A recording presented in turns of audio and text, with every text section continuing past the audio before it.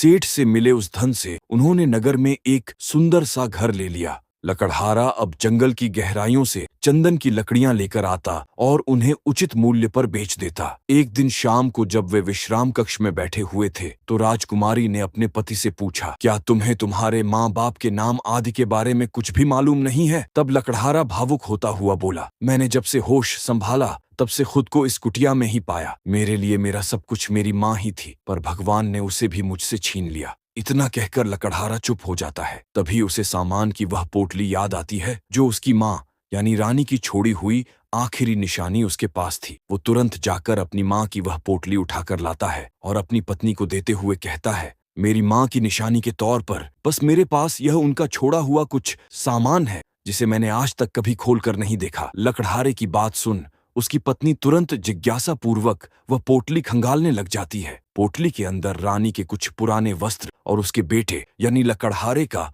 वह शाही कोट था जिसे रानी ने उसके जन्म से पूर्व बड़े ही चाव से बनाया था। शाही कोट को देखते ही राजकुमारी समझ गई कि उसका पति किसी शाही घराने से ताल्लुक रखता है। जब उसने वो कोट खंगाला तो उसकी जेब में एक चिट्ठी मिली। वो चिट्ठी दरअसल रानी की लिखी हुई थी। रानी बहुत ही समझदार थी, उसे पता था कि जिंदगी का कोई नहीं, इसीलिए उसने अपने पुत्र के नाम एक चिट्ठी लिखकर उसके उस कोट में डाल दी जिसके अंदर रानी ने अपने बेटे के पिता यानी राजा और उसके राज्य का नाम लिखा हुआ था। राजकुमारी ने जब वह चिट्ठी पढ़ी तो उसकी हैरानी का कोई ठिकाना नहीं था। अपने लकड़हारे पति के परिवार आदि का पता चलने पर मारे खुशी के उसकी आंखें भर आईं। दरअसल लकड़हारे का पिता कोई और नहीं बल्कि उनके राज्य के पास ही स्थित तेजगढ़ नामक विशाल राज्य के राजा वीरेंद्र प्रताप ही थे, जिनका नाम उसने इससे पहले कई बार अपने पिता के मुख से सुना हुआ था। वो यह सोच सचकर हैरान हो रही थी कि उसके मामूली से लकड़हारे पति का पिता इतने बड़े विशाल राज्य का राजा